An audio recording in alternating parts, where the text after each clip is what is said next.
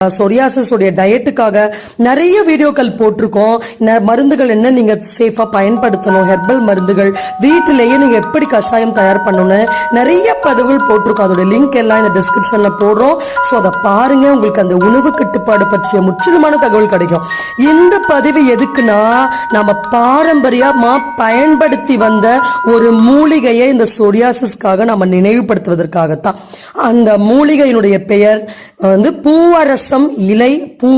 இந்த பூவரசம் மரம்ன்றது நம்ம ஊர் பூரா காய்ச்சி கிடக்குது.